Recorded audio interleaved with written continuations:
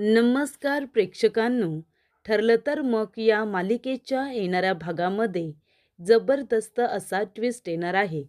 तर प्रेक्षकांनो, येणाऱ्या भागामध्ये इथे नागराज सुमनला संपवणार, तोच अर्जुन आणि सायली पोलिसांना घेऊन जात इथे आता नागराजला रंगेहात पकडतात.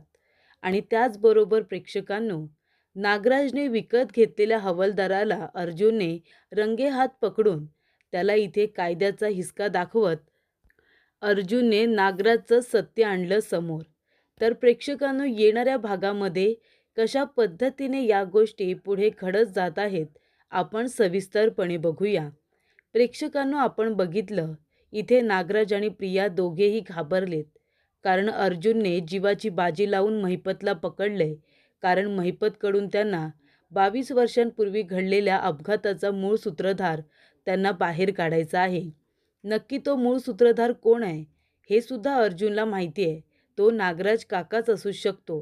कारण जेव्हा अर्जुन महिपतची विचारपूस करत असतो, त्याची चौकशी करत असतो आणि ज्या पद्धतीने नागराज तिथे येऊन त्याच्या मुलीचं नाव घेऊन त्याला धमकावत असतो, तेव्हा इथे महिपत खुन्नस देऊन नागराजकडे बघत असतो, ते सुद्धा शांतपणे. आणि इथे नागराज उगाचच चवताळलेला असतो. तेव्हा अर्जुनला कळलेलं असतं की तो व्यक्ती नागराजच आहे. पण आता जोपर्यंत महिपत तोंडाने सांगत नाही, तोपर्यंत त्या गोष्टीवरती शिक्कामोर्तब करता येणार नाही. ती गोष्ट कन्फर्म होणार नाही. तेव्हा अर्जुन आधीसुद्धा महिपतला विचारण्याचा प्रयत्न करतो की 22 वर्षांपूर्वी तुला सुपारी देणारा नक्की मूळ सूत्रधार कोण होता, त्याचं नाव सांग. तेव्हासुद्धा महिपत खरं तर सांगायला जाणार असतो, पण नागराज आडवा येतो आणि साक्षीच्या नावाने त्याला धमकावतो. दुसऱ्या वेळेलासुद्धा अर्जुन त्याला बोलतं करण्याचा प्रयत्न करत असतो, पण तेव्हासुद्धा महिपत गप्पच बसतो, काही बोलत नाही. कारण तेव्हासुद्धा नागराजने त्याला घाबरवलेलं असतं. महिपत म्हणत असतो की जर मी सत्य सांगायला गेलो तर माझ्या मुलीच्या जीवाला धोका आहे, करू तर काय करू, असा प्रश्न महिपतला पडलेला असतो. त्यानंतर प्रेक्षकांनो, प्रिया आणि नागराज म्हणत असतात की काय करायचं, महिपतने आपल्या विरोधामध्ये तोंड उघडता कामा नये. त्यासाठी त्याला कम्प्लिटली इथे आता परमनंट तोंड बंद ठेवावं लागणार आहे, ते सुद्धा आयुष्यभर. असं काहीतरी आपण केलं पाहिजे आणि त्यासाठी आपल्याकडे एकच हुकुमाचा पत्ता आहे आणि ती म्हणजे साक्षी. तेव्हा प्रिया म्हणते, मग आता काय करायचं आहे ते तुम्हाला माहिती आहे ना, प्रत्येक गोष्ट मला विचारू नका, काहीतरी तुम्ही स्वतःसुद्धा करा. तेव्हा इथे आता महिपत म्हणत असतो की माझ्या मुलीला काही होणार तर नाही ना, मी जेलात बसलोय, पण ते लोक माझ्या मुलीला काही करणार तर नाही ना, ही भीती आता सातत्याने त्याच्या मनामध्ये येत असते. ज्या पद्धतीने महिपत शिखरेला नागराजने किडनॅप करून ठेवलेलं असतं, मग इथे महिपतला जो माणूस किडनॅप करू शकतो, स्वतःच्या बायकोला जो माणूस किडनॅप करून ठेवू शकतो, तिचे हाल करू शकतो, तो माणूस माझ्या मुलीला मारायला मागे पुढे बघणार नाही, ही भीती सतत महिपतच्या मनामध्ये असते.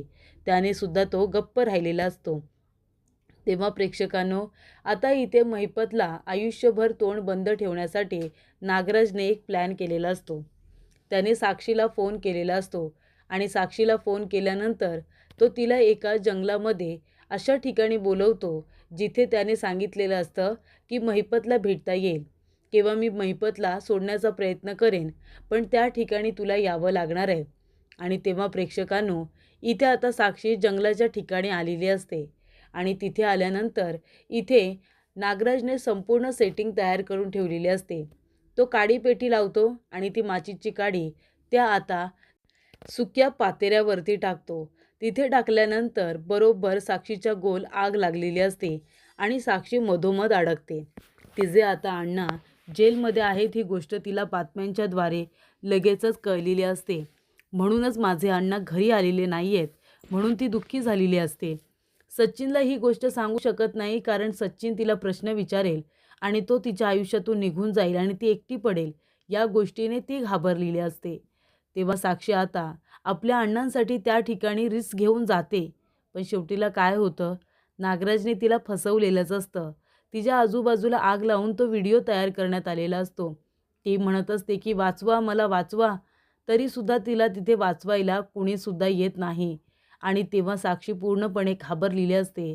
तेव्हा त्या ठिकाणी नागराज येतो आणि नागराज साक्षीला बाहेर काढण्याचं नाटक करतो आणि व्हिडिओकडे तो रागाने बघत असतो, जेणेकरून महिपतला कळावं की हे सगळं मी केलं आहे, पण आता मी तिला वाचवलं आहे, पण नंतर वाचवेनच असं नाही. तेव्हा तो व्हिडिओ आता त्याला काही करून महिपतपर्यंत पोचवायचा असतो. तेव्हा नागराजने काय केलेलं असतं, एका हवालदाराला मॅनेज केलेलं असतं आणि त्याला तो व्हिडिओ देऊन तो व्हिडिओ महिपतला दाखवायला सांगितलेलं असतं. तेव्हा इथे आता महिपत तोंडच उघडत नाही आहे. मग कायद्याचा दणका, पोलिसांचा मार हे तर आता प्रत्येक गुन्हेगाराला खावंच लागतं. त्याशिवाय ते तोंडसुद्धा उघडत नाही. तेव्हा प्रेक्षकांनो, इथे आता महिपतला मारण्यासाठी सावंतने सांगितलेलं असतं की थोडं त्याला धाक तर दिला पाहिजे. त्याशिवाय तो खऱ्या गुन्हेगाराचं नाव नाही सांगणार आणि त्याचे हात वरती बांधून ठेवलेले असतात आणि महिपतला मारण्यात आलेलं असतं. तेव्हा तो हवालदार जो नागराजने मॅनेज केलेला असतो, तो हवालदार आता हळूच येतो आणि मोबाईलमध्ये साक्षीचा व्हिडिओ महिपतला दाखवतो. तेव्हा प्रेक्षकांनो, आता महिपतला तो व्हिडिओ दाखवल्यानंतर महिपत चवताळून उठतो. तो खूपच जास्त घाबरलेला असतो. तेव्हा इथे आता हवालदार म्हणतो की त्या साहेबांनी सांगितलंय तोंड बंद ठेवायचं, हा निरोप तुम्हाला द्यायला सांगितलंय. तेव्हा प्रेक्षकांनो, अर्जुन जेव्हा महिपतला भेटायला आलेला असतो, तेव्हा अर्जुनने तो हवालदार आणि नागराज या दोघांना हळूच एकत्र बघितलेलं असतं आणि तेव्हा अर्जुनला कळतं की या हवालदाराचा नागराजबरोबर नक्कीच काहीतरी संबंध आहे. म्हणजे याचा अर्थ माझा संशय खरा ठरला. 22 वर्षांपूर्वी रविराज काकाच्या गाडीचा अपघात घडवून आणण्याची सुपारी इथे नागराज काकानेच महिपतला दिली होती. कारण त्यांची खूपच आधीपासून मैत्री आहे ही गोष्ट त्याच्या लक्षात आलेली असते. तेव्हा अर्जुन म्हणतो की आता या हवालदाराला सुद्धा कायद्याचा दणका द्यायलाच पाहिजे. तेव्हा प्रेक्षकांनो, इथे आता अर्जुन त्याला विचारतो, नागराज इथे कशासाठी आला होता? नागराज तुला भेटायला आला होता ना? हवालदार म्हणतो, नाही साहेब, नागराज मला कशाला भेटायला येईल? कोण आहे नागराज? तेव्हा अर्जुन म्हणत असतो, हो, नागराज काका इथे तुझ्याजवळ बोलत नव्हता? तुला मोबाईलमध्ये त्याने काहीतरी दाखवलं ना? खरं खरं बोल. तेव्हा इथे आता हवालदार म्हणत असतो, नाही, मला काही दाखवलेलं नाही आहे. तेव्हा इथे अर्जुन म्हणतो, आता खरं खरं बोलतोयस की तुझ्या विरोधात गुन्हा दाखल करू? तेव्हा प्रेक्षकांनो, हवालदार आता खोटंच बोलत असतो. तेव्हा अर्जुन म्हणतो, थांब, तुझ्या सिनियरला सांगतो तुझा मोबाईल चेक करायला, काहीतरी मोबाईलमध्ये तुला दाखवलंय. तेव्हा इथे हवालदार म्हणतो, साहेब असं करू नका, माझ्या नोकरीचा सवाल आहे हो. त्या माणसाने मला फक्त एक निरोप द्यायला सांगितलं होतं. त्याने सांगितलं होतं की आतमध्ये जायचं आणि महिपत शेठला एक व्हिडिओ दाखवायचा. तो व्हिडिओ मी फक्त दाखवला आणि त्याच माणसाने मोबाईलमधून माझा तो डिलीटसुद्धा केला. तेव्हा प्रेक्षकांनो, त्यासाठी मला त्याने इथे बोलावलं होतं, असं आता हवालदार सांगतो. तेव्हा अर्जुन म्हणतो, कसला व्हिडिओ होता ते? तेव्हा इथे प्रेक्षकांनो, आता अर्जुनने विचारल्यानंतर हवालदार गप्प बसतो. हवालदार म्हणतो की त्या व्हिडिओमध्ये एक मुलगी होती आणि तिच्या आजूबाजूला आग लागली होती. तो व्हिडिओ त्या माणसाने महिपतला दाखवायला सांगितला होता. तेव्हा अर्जुन म्हणतो, एक बाई होती, एक मुलगी होती, नक्की होती तरी कोण? तेव्हा आता तिने साडी नेसली होती. तेव्हा हवालदार म्हणतो, एक बाई होती. तेव्हा अर्जुनला वाटतं, आता ती काय सुमन आहे की काय, की दुसरी कोण आहे आणि ज्यामुळे महिपतला नागराज इथे आता ब्लॅकमेल करतोय? तेव्हा प्रेक्षकांनो, अर्जुन आता टेन्शनमध्ये आलेला असतो. अर्जुन म्हणतो की आता ही गोष्ट तर कन्फर्म झाली की ती व्यक्ती जी इथे महिपतला आता दाखवण्यात आली ती महिपतच्या कोणीतरी जवळची असेल आणि महिपतने तोंड बंद ठेवावं यासाठी नागराज काकांनी त्याला आता धमकावण्याचा हा मार्ग निवडला असेल. कारण इथे नागराज काकाचं नाव समोर येऊ नये म्हणून नागराज काकाने सुमन काकीला किडनॅप करून ठेवला असेल. कारण सुमन काकीला कळलं असेल की 22 वर्षांपूर्वी घडलेल्या अपघाताच्या मागे नागराज काका आहे आणि म्हणूनच तो शोध घेण्यासाठी सुमन काकी त्याच्या मागे मागे गेली होती आणि त्यानंतर इथे नागराजने तिला किडनॅप करून ठेवलं असेल. आणि आता महिपतला सुद्धा तोंड बंद ठेवण्यासाठी तो सारखा कुठल्या ना कुठल्या तरी मार्गाने धमकावतोय. याचा अर्थ आता आम्हाला जे वाटतंय ते बरोबर आहे. नागराज काकाच मूळ सूत्रधार आहे, मूळ गुन्हेगार आहे. नागराज काकावरती बारीक लक्ष ठेवायला हवं. त्याशिवाय आपण सुमन काकीपर्यंत पोहोचू शकणार नाही, असं आता अर्जुनच्या लक्षात येतं. तेव्हा अर्जुनने हवालदाराला सांगितलेलं असतं की यापुढे नागराज काकाने कुठलाही मेसेज महिपतला द्यायला सांगितला तर द्यायचा नाही, नाहीतर मी इथे इन्स्पेक्टर सावंतांना तुझं नाव सांगेन आत्ताच्या आत्ता. तेव्हा इथे हवालदार घाबरतो आणि म्हणत असतो की साहेब एकदा माफ करा, माझ्या बायको मुलांचा प्रश्न आहे, पोटावरती पाय आणू नका. त्या माणसाने मला धमकावलं होतं, पैशांची लाच दाखवली होती, म्हणून मी तो व्हिडिओ दाखवला. पुन्हा माझ्याकडून अशी चूक होणार नाही. तेव्हा इथे अर्जुन म्हणतो की हेच मला अपेक्षित आहे. प्रामाणिकपणे तू तुझं काम कर. तुला तो व्हिडिओ वगैरे दाखवायला सांगेल, महिपतला घाबरवायला सांगेल, तसं तुला काही करायचं नाही आहे. आणि तेव्हा प्रेक्षकांनो, इथे आता अर्जुनने त्या माणसाला सांगितलेलं असतं महिपतपर्यंत कुठलाच व्हिडिओ गेला नाही पाहिजे.